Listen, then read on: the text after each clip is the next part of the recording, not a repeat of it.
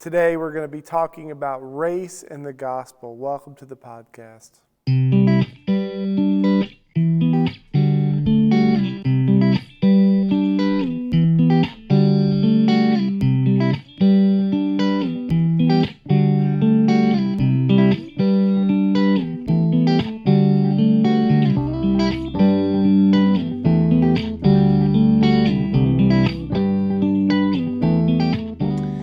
I'm excited to welcome our special guest today. She grew up as an only child outside of Cleveland, Ohio. She graduated from Beloit College in International Relations. And in her first career, she worked as a leader in human resources in higher education as a chief corporate relations officer and a chief development officer. Her careers in life has taken her to 6 states and 2 countries. And she moved to the Knoxville area in 2004, where she currently resides with her cat Maya. For the past 15 years, she has served as a pastor in the Holston Conference of the United Methodist Church at Haven Chapel, Church Street, and Second Methodist. And in July of 2020, she began serving as pastor of Lenoir United Methodist Church in East Knoxville. She considers herself a faith-rooted activist, helping the church live into the things that they proclaim. She is a member of the Faith Leaders Initiative, a founding member of the East Knoxville Freedom Schools Planning Committee, a speaker for the Greater Knoxville Martin Luther King Annual Commemoration. She's also a member of the Bishop's Task Force on Church Reopening, and she leads the conference-wide dismantling racism work within our conference, our districts, and the local levels. She's led many workshops and conversations on race. I've gotten to know Leah through being a missional hub leader in our district, and we have a weekly Zoom call on Tuesdays to talk about life and ministry. And one thing I appreciate about Leah is her heart for Christ, her heart for people, and her desire to get the church to engage with its community. So with all that being said, welcome Reverend Leah Burns to the podcast. Hi. Welcome. Thank you. Yeah, glad that you were able to make some time for us. And today we're going to talk about a sensitive and a difficult subject, one that is timely as in our day, especially. And so those watching and with you, I just invite for grace in our conversation as we talk about some of these issues that are pertaining in our country and individual lives and in our churches. So I gave kind of a background about you, but there's a lot more to share. Tell people a little bit more about yourself and your background. Well, talking about myself is not always my favorite thing, but I will tell you that the way I describe myself is throughout my careers in 2 ways. One is that I've always been a trailblazer, in every place that I work. And as you indicated when you were giving my intro there, I'm a second career pastor. So in my other work, I've been a trailblazer. I've been the first, and I've most of the time been the only, and I am usually different. And by virtue of the fact that I've usually been the first Black or the first woman and the only in settings, particularly at the executive level, in corporate and nonprofits. And that was my environment too. When I grew up in Shaker Heights, Ohio, which is in Southeast Ohio, or southeast of Cleveland, I should say, Northeast Ohio, but southeast of Cleveland. Mm-hmm. And, it was known for its diversity, but, there weren't a lot of Black folks there. And so that's been my environment all my life. And I've been working all my life to try to build diversity and to encourage people to live together, to worship together, and to get past the boundaries and the barriers that are set up for us. Whether they are neighborhood or zoning or whatever those barriers are, we have to get past that. And one of the reasons why I joined the United Methodist Church, and I would say I was raised as an AME, African Methodist Episcopal. I come from a line of clergy in the AME Church. My great grandfather was a presiding elder, which is the equivalent of a district superintendent here. And my grandfather got his seminary degree, and he had a church. They had one daughter, and in the AME church, women at that time were not clergy. And so I was looking for a church that would recognize where I could be who I was and lead in ways that I couldn't find in that church. And so I ended up joining the United Methodist Church. And one of the things that intrigued me, because the church that I joined happened to be in New Haven, Connecticut, and it was a church where there were Koreans, there were Hispanics, there were Blacks, there were whites, and they were all in that church. And I'm not saying that it was a peaceful and easy place to be, but it was a loving place. And we had issues, we had things we had to work through. We did. But it was beautiful. And I have been working my entire life since then to try to build that kind of community, because there is nothing richer in my mind than having a church that represents the beloved community. And by that, I mean, you turn to Revelation 7:9, where everybody is in front of the throne. Everybody is kneeling before the Lamb. Everybody, all nations, all families, all languages, everybody coming. And so we as a church, and I felt that the United Methodist Church was that kind of church. And so I've been working my entire, church career anyway, to try to build that.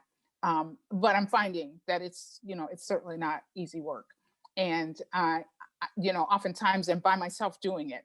And so not because of anything, it's just kind of the way it is. But, if God calls you to it, then, God's going to enable you to do it. God is going to equip you to do it. And I think we as Methodists, this is who we are. When we talk about transforming the world, this is what we're talking about. It's changing things so that when they come to a Methodist church, they know as United Methodists that we believe in that and we worship in that way. And we are fostering that so that everybody is welcome. And that's our call. That's what we're called to do. And it's not okay not to do that work. So. Absolutely. Yeah. And with all of your background that, what do you find this moment that we find ourselves in unique, or do you feel like, is there a difference between this moment now as compared to in the past? I think that this moment is unique for a couple of reasons. One is we have this thing called the pandemic, right? And the pandemic has revealed disparities and issues that were hidden before. And so now that we know, and this is biblical too, and this, Scott, once you see, you can't unsee it. You have to do something about it. And so I think that makes it unique, is that we can see the disparities. And just before this, I was in a meeting where I was talking about, what life is like in the community where my church is, as you can see in my background, that, getting access to vaccines is not something that is easy for folks to get.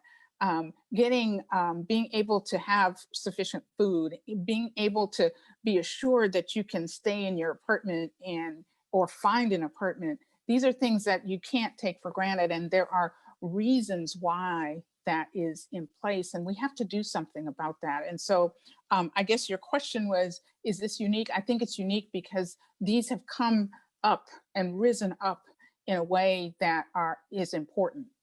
And then, of course, you have the issue that has come before us of, white supremacy, and just in terms of January 6th and what that revealed and what that showed, and the fact that the difference in how people were treated in that.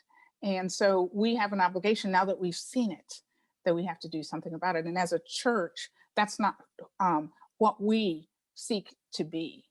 And so I think these things make this time a unique time for us. It makes it an opportunity for us to live into it and show what Jesus Christ has led us to do in the face of these challenges. Not look away, but to live into it and to jump into it. And having conversations across racial barriers is not easy. It is not easy to to understand what someone's life experience has been. But you have to be willing, and you have to educate yourself, and you have to be willing to, to make mistakes or say wrong things. But the thing we know as United Methodists is that there is grace, right? Mm. There is grace. And because of that grace, we can do this. And because of that grace, because we all agree that we have that grace, we can do this. And so it's a unique time in my mind. It's perfect for us as a United Methodist Church. This is a perfect timing for us. We love this kind of stuff. John Wesley would want us to be jumping right into this. He would. And so we would too. And at least from my own experience, the first time I heard about kind of the term racial reconciliation, right, was probably in the mid 90s, was actually at a Promise Keepers rally that I attended, and hearing that being a theme of that platform. And one of the things, at least from my observation of the news and those types of things, is that more white people, in a sense, are engaged, emotionally. Why do you think it's hard for white people to talk about issues of race? Well, first of all, it is, when you think about race and you think about racism in this country, it is painful. It is embarrassing on many levels. It's just hard to face from that standpoint.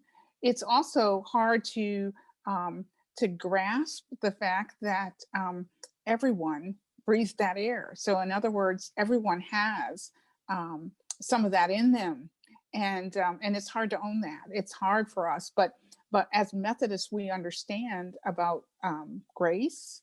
We understand about forgiveness. We understand about repentance and being sorry.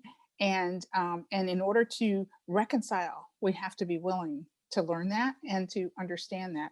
And so why is it hard? It's hard to see. It's hard to admit that this country treated a whole people the way we were treated, and that the residual remains. And so that's hard to see.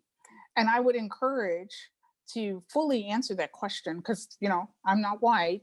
To fully answer that question, I would encourage you to read White Fragility by Robin DiAngelo, because in that book, if you haven't read it, in that book you'll find that she explains it. She's a white person who wrote this book and explains it, and explains how people can come to a point of understanding why it can be so hard and why it can be so painful. But we lean into that pain because in that pain, then we have redemption. And so, in order for us to reconcile, we've got to admit, and we have to tell the truth, and we have to face the truth together, and then we can reconcile. Yeah. And I heard a talk a few months back. I actually made some notes here. And one of the things he said is, don't rush to solutions before you lament. Mm-hmm. And I just thought that was really strong, is that a lot of times we both, we don't have, we have different ways of viewing reality, and then being able to not try to rush to come up with a solution, but to try to better understand before we try to move on and come up with some solutions would be really important, especially as a white person, to hear, because a lot of times I don't see things. I haven't had your experience, or other people's experience. So it's hard for, if I don't understand it, then I think that's partly what it starts with, is a change of heart. Well, and we know that that's what transformation is about, is changing our hearts. But if we don't face it, if we don't lament what we face, we can't change. And Yeah. so, but on the other hand, there have to be encouragers. And if there's anything that I want to be, I seek to be an encourager, because we can get through this. And when you get to the other side, you can see how beautiful it is, and you can see how wonderful it is. And going through that pain is going to get you to that other side. And we know that in, difficult life situations that we've had. When you look back over your life and you see a difficult time, we know that getting through that, and once you're on the other side, you look back and you're like, oh my gosh, God, look at you. You got me through this. Look how much better I am for it. And so, my encouragement and my work that I try to do in this conference anyway is to encourage people to, go ahead. It's hard work. It really, really is. But I'm here with you, and we're going to get through this, and it's going to be okay. But you got to do the hard. We got to be willing to do the hard work, because on the other side, it is wonderful. Just like just like in the Exodus, right? They wandered around and it was so hard and so hard, and then they finally got there, and it's like, oh my gosh, look how beautiful this is. Mm. Well, let's definitely come back to that, because I'd like to talk about that more specifically. I'm curious, we're both pastors. What's some of the challenges of being an African American pastor in this world? Well, in the world or in this community, because it's, the world is a little different, but let me comment this way.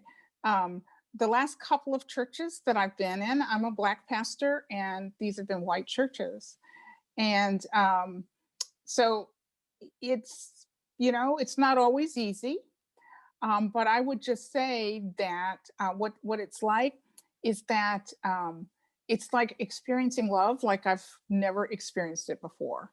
And being able to be with people who can see and love in ways, and who love me for who I am and learn to love me for who I am.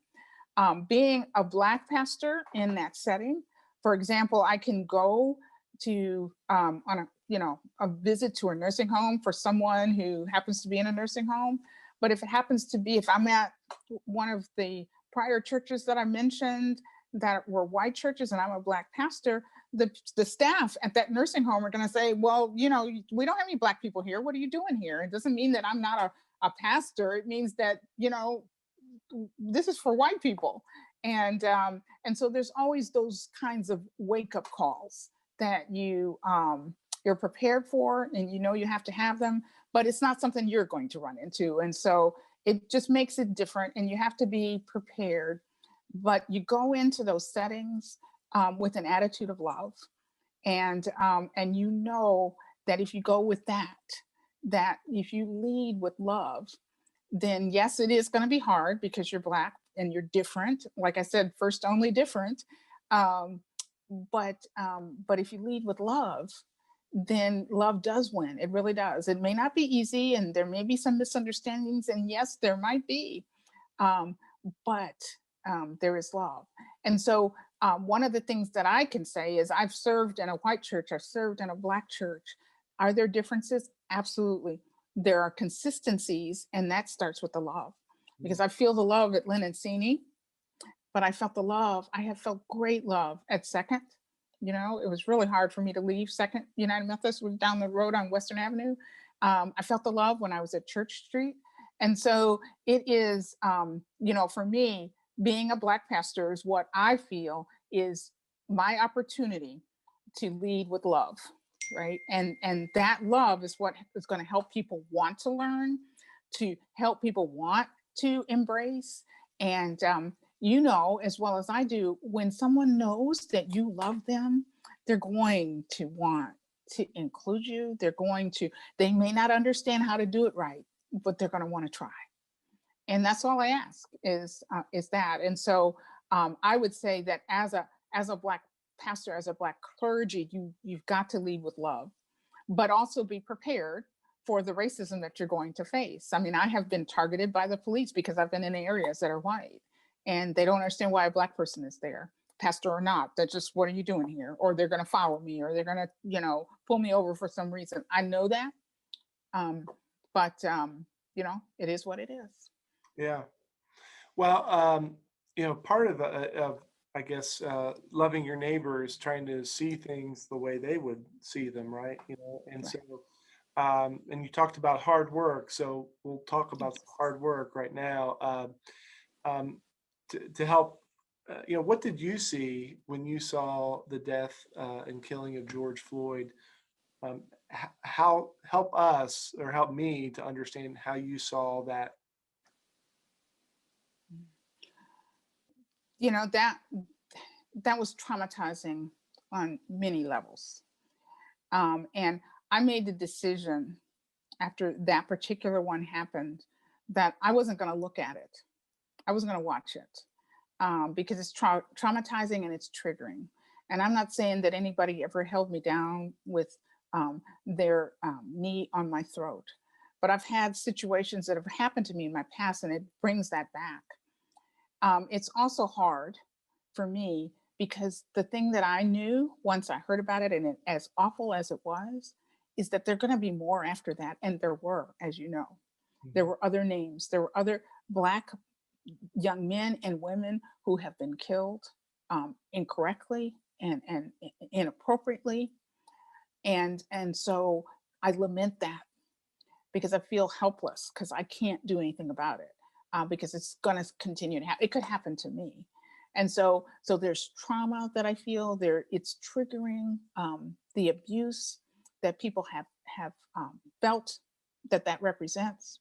And, I would remind people, and I know that it's hard to watch that, but, Ahmaud Arbery before him and Breonna Taylor. And, there's a workshop that I have led where I list out all of those names in the past 4 years of people who have been killed wrongly by the police, and Black people who have been, and there's been no consequence.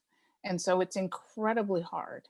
It's incredibly triggering, and it's just hard to take it in. And so, and one of the other things that, I think I mentioned, I chose not to, I do not watch it, not because it's too harsh, but to me, it is trivializing the life of an individual that was lost, and to continue to show it like it doesn't matter. Like with Michael Brown in St. Louis, where they left the body laying there in the street for hours, just laying there. I mean, how disrespectful that is. And so there's all of that that I see when I go through it. I mean, it's just really hard. And so I have to be careful to safeguard my own mental state by seeing that, because I know what my life's like. And I know it could be me, or it could be somebody else that I know very easily. So it's hard. It was hard. So I don't know if that answers your question well enough or not, but that's kind of it's the trauma, it's the triggering, it's the sadness that there are going to be more because it hasn't stopped. That's well said. And just on a personal note, I could only watch some of it just because it was so heart-wrenching and anger producing. And so, well, I was going to ask you, how do you think that the Black Lives Matter movement is similar or different to, say, the civil rights movement in the 1960s? Well, that's a big question. Yeah, that's a big question. I know you told me you were going to ask that, and I've been thinking about it. But I think one of the things about Black Lives Matter is, it's more timely now because we've got some younger folks with different minds, and we're building on what already took place. So the work of the civil rights marches and the civil rights work, the John Lewis and the Martin Luther King, that work has, what it has accomplished, Black Lives Matter is going from there forward. And so is it different? Yeah, it's different, and it's taken on, I mean, there's different kinds of media, there's different kinds of ways of reaching people. But I also think that it's different because people are impatient. They're more impatient now than they ever were because folks are more aware of the death and the inequities and the challenges that have gone on for years and years and years, and there's less patience. And I know that, in certain generations, patience is not something that you have. And it's like, well, we see something wrong, we're going to fix it now. And because I have been the chair of the Wesley Foundation board, and when I'm working with the students at Wesley Foundation, I mean, it's like they see something wrong, it's like, we're going to go fix that now. And so I see that in the Black Lives Matter and movement, because the urgency of now, and I don't mean to dispel any of what took place with the civil rights movement. And I will proudly say, my grandfather was at the March on Washington, and so he, this whole stuff is in my DNA.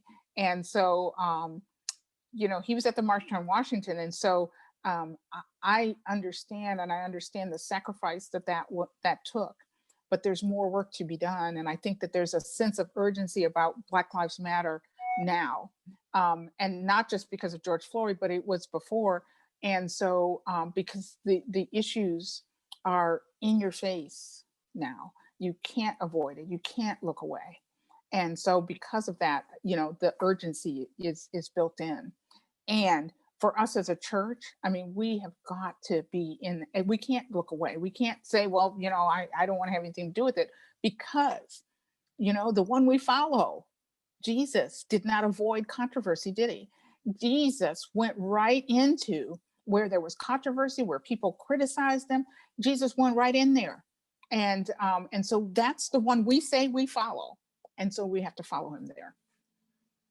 Yeah, just a little of the exposure I've had. One African-American pastor, he the way he thought, and I'd just be curious to get your thoughts on it, is he thought that the civil rights movement in the 60s was more sort of rooted in the church than, say, the Black Lives Matter movement today, just because often they would gather in churches, and meet at churches and whatnot.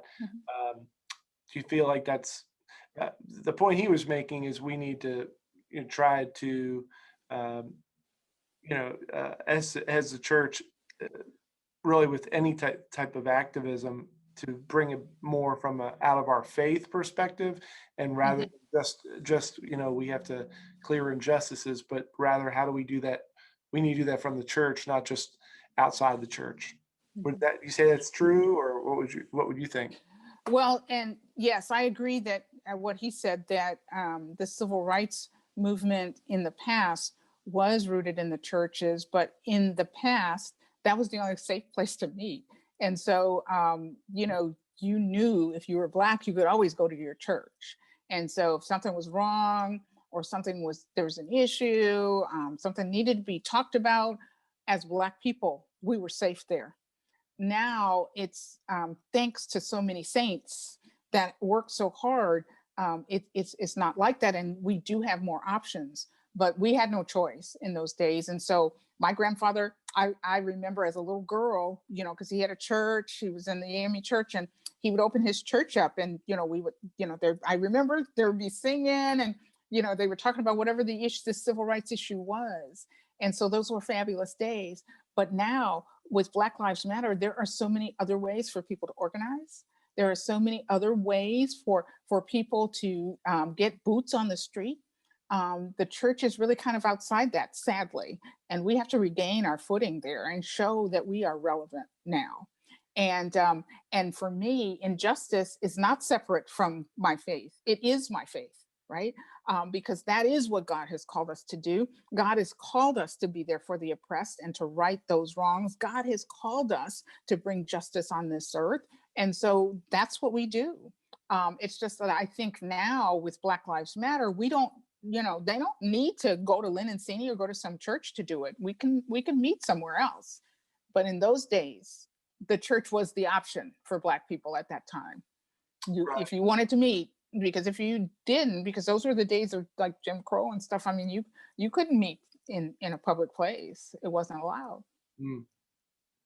And these are hard facts to face. These are hard facts to face. This is what is so hard white folks to understand that, you know, Black people were not always able to do things out in the public.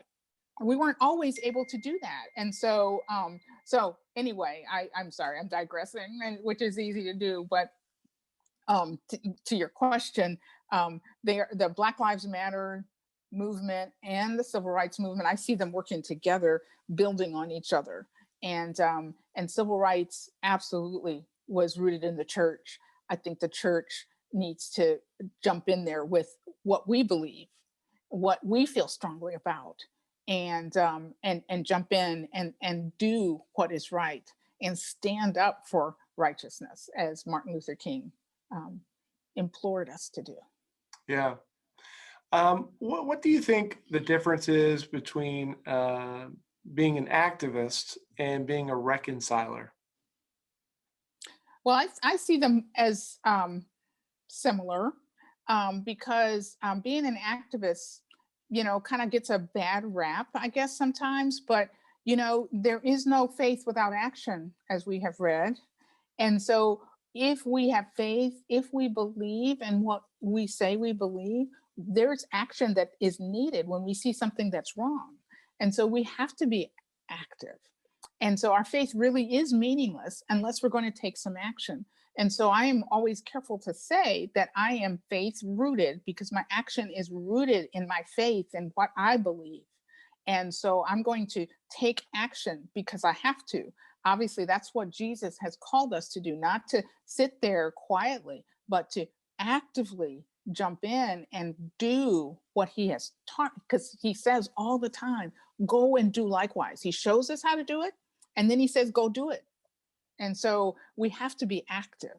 And so, so the other part of your question had to do with reconciling. You see, the work of reconciliation requires action as well. And so you can't reconciling is an action verb. You can't sit back and expect reconciliation to just take place. It requires work. And there are some specific things that we have to go through in order to reconcile. And you touched on it earlier, you know, there's lamenting that's needed, there's forgiveness that's needed, there's grace. All of those things are needed, and we have to work on that to make sure that's in our space. And then, you know, we can get to that reconciliation, but that's an action too. I see them both as actions. Yeah. We can believe in reconciliation, but we won't see it until we do something. Yeah, I guess the way I was thinking about it was like, there's one thing about making laws, right? Or providing access, but there's another thing of, like you just indicated about lament, forgiveness. It's seeing each other as equal and accepting each other, and not just trying to, whatever perspective it is, just to say this is the way we need to make it. But it's also about how can we live in relationship and equity with one another, and be reconciled as a brother and a sister in Christ. And see, that's us as United Methodists. That's us, right? Because we're about transformation.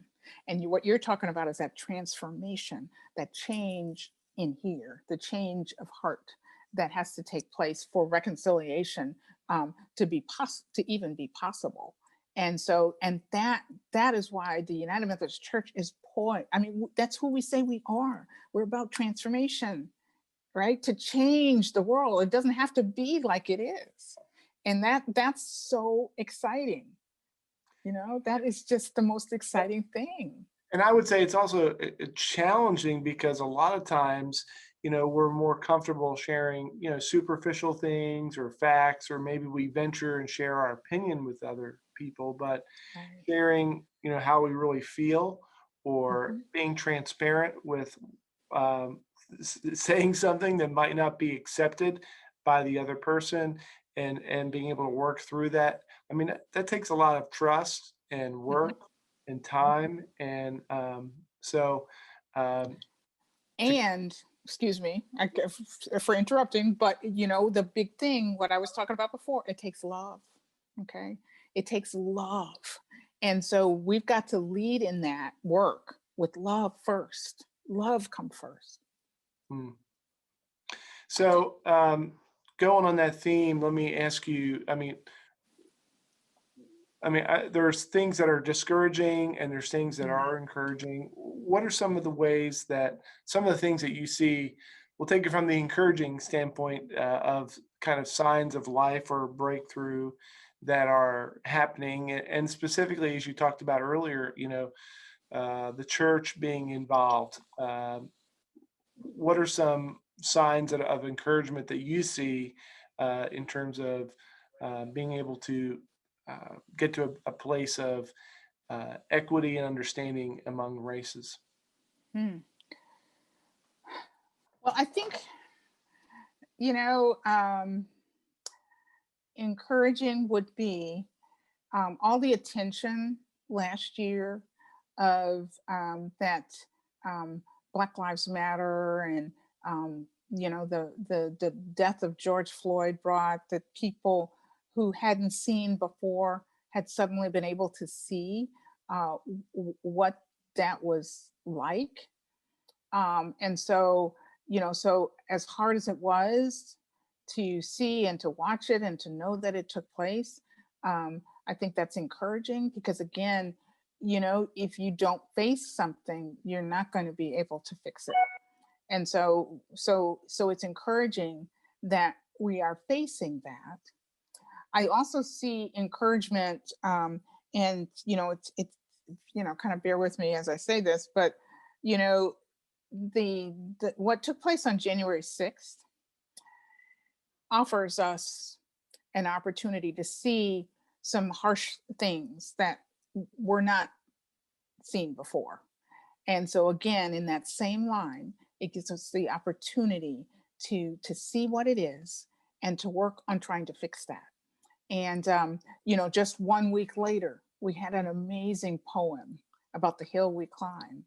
And so the encouraging piece of that is you take something that was really awful to see and to experience and incredibly scary, as I experienced that, incredibly scary. And then just 1 week later, you have a fantastic poem about the hill we climb and what the future holds. And so I see those two things as offering, encouragement because finally, Scott, we are facing what we don't like to see about ourselves. Um, well, let me just get really practical in terms of, say, there's somebody watching this who is thinking to themselves, what can I do with this if I want to kind of learn more, or what can I do to kind of bridge the gap? I mean, what are so maybe that's the first place to start. Well, one of the things that I encourage people, because I get that question a lot, because I do workshops and things like that, and people are like, okay, well, what do we do? Right. One of the first things is educate yourselves.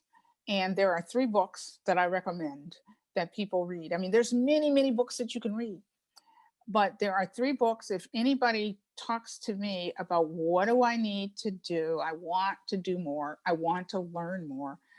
These are the 3 books, and these are the 3 books that I shared with the bishop and the cabinet that they have read together. The first one is one I've mentioned already, which is White Fragility, particularly considering our denomination being 93% white, particularly in this conference. So we read White Fragility. I encourage that because it helps to answer some of those questions you were asking earlier about why is it so hard for white folks to face and to see and to hear this. So White Fragility. The second one I recommend always is, so that's Robin DiAngelo. The second one is How to Be an Anti-Racist by Ibram X. Kendi.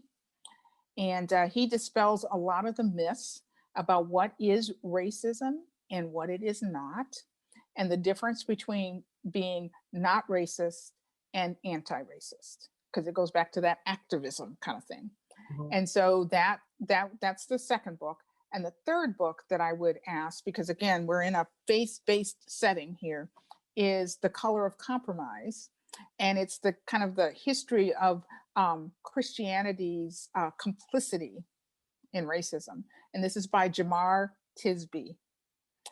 And it goes back to the 1600s and talks about the church, because as you know, the Methodist Church, before we were the United Methodist Church, the Methodist Church was founded on separate races. And so, it goes back to, and it's helpful to understand where we've come from in order to know how we can go forward. So I would say educating yourselves is key. Secondarily, I would say is reach out and widen your circle. Okay? Widen your circle.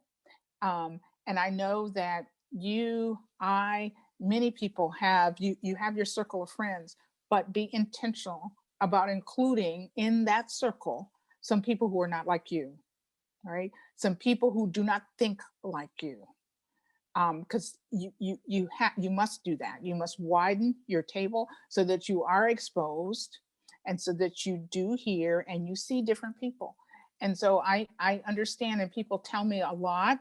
Other clergy will tell me, not so much from around here, but in other places, well, we don't have any Black people here. Well, you know what? We do have now, thank you to the pandemic, is that we have Zoom, and we have all kinds of YouTubes and things that will make us accessible to people that we weren't before. And so there's no excuse now, in my mind, because that's one of the good things that the pandemic has brought. Because, now with my virtual worship service on Sunday, I've got people from Jacksonville, Florida, and Arizona. I'm sure you do too. I mean, we got people on there that we wouldn't have had. So my second point that I'm saying is widen your circle and do it on purpose. And so you can schedule a Zoom thing, and you can do some breakouts, and you can be intentional about who you invite. Let us know. Maybe I can get some Lynn and Cini folks to come, depending on when it is. But, or, there's other churches too. But widen your table, widen your circle, get to know some other people. Because if you only talk to people who are like you, then that's all you're going to see. And so you're only going to see what's on TV. So when you see me, you're going to remember what you saw on TV about Black people. I want you to know me, right? I want you to know who I am. I want you to know who some of the other people are that are out there, so that you know them. Oh, that's excellent. I mean, and especially in the world we live today, where I think, we're more and more, we just have our own echo chambers where we, gather information. I think that's part of it. I also think, just I'll give my 2 cents. Yeah. I heard something that was really helpful for me and helped me change the way I think, in that as a person of faith, too often, I can only speak for myself, but I think this is true of others. We're more discipled by a particular news channel than we are by our faith. So whether it's, CNN or MSNBC or Fox or whatever that is, too often we're adherents of a particular stream of seeing reality, where we're not really strong enough in our own faith and nurturing that. So therefore, we can't think critically about some of the things that are being shown to us. So, yeah, and I totally agree with that. I mean, I think the faith in us has been silent, and so when it's silent, we know people need God, but if we don't talk about that, we don't explain what our faith is and how it drives us, then that space is going to be filled up by something else. mm-hmm. And in doing some research in the county which I live is Loudoun County, probably the dominant group beyond white folks are Hispanics, right? Mm-hmm. Right. There's more, right. as I think, even Hispanic churches than African-American churches in our county. Right. That Right. it just, but I don't know any of them. You know what I mean? So, Well, so now you have the opportunity to widen that table. And, and I understand that there are different ways to worship. Of course, we don't let that get in the way. That just gets in the way. That if it's another church, they want to do ministry. They want to care for the poor. They want to take care of children. They will think about all the things that you all want to do. They want to do that too. So think about ways that you can widen your circle intentionally. And it does take, particularly if you're from the privileged majority, it does take taking that step. I know you want them to come to you, but you go and you show them Because again, I go back to who called us, right? Jesus says, you go, go and do likewise. Hmm. So that's what Jesus would do. He would go where they are. Well, this has been a really helpful first step in of talking. Are there other things, I would just want to honor our time, are there other things that you would just share with those watching, either something they can do or some other resources that they need to be made aware of? Hmm. Um, you might want to think about, and you and I've talked a little bit about this before, but maybe we schedule some conversations or some teams of people to get together and talk about some of these things. And obviously, I don't want to say get in a room because there's COVID, but we can get in a Zoom room, or we can be together in some other technology and have some conversation.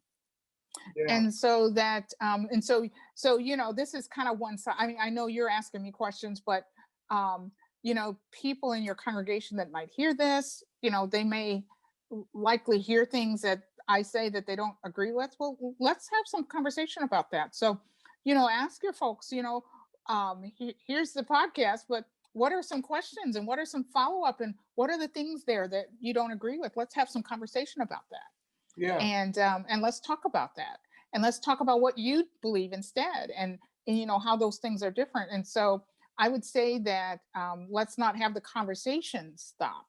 Let's start some conversation. And I know that it might be controversial, I know it might be uncomfortable, but like you and I started, before you turned the record on, you said, remember the grace. Right. And I would say, let's remember that grace, but also we remember love, because that's who we are. We love God, and we love our neighbor. And if we lead with that, we can get through this hard stuff. Well, and I would say, just to give a little feedback, is that we promoted in our church the conversations on race that's been hosted, and I Mhm. know one of our folks is participating because I talked to them, I guess last week, after, Mhm. curious how the first session went and how they just really enjoyed it, even though it was difficult, of trying to see a different way of being, and just to have their mind expanding their table, as you talked about earlier. So yeah, I'll put that, and I'll put in the notes, the show notes for the podcast. I'll put those links to those books. And then, is there any other, if somebody wanted to reach out to you or anything, what would be the best way to do that? They could send me an email, or you can put my email and my phone number in your message. I don't mind that. So they can send me a text, or they can send me an email. Um, I'm around. Um, Okay. and the reason I'm smirking is that, yeah, I am around, and what being in ministry at this time is like.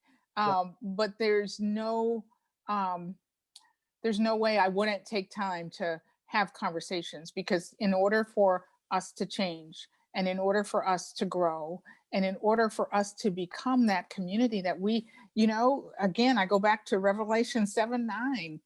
We're supposed to be God's hands and feet on this earth, trying to create that here. God said, do that while you're here. And so we want to try to create that.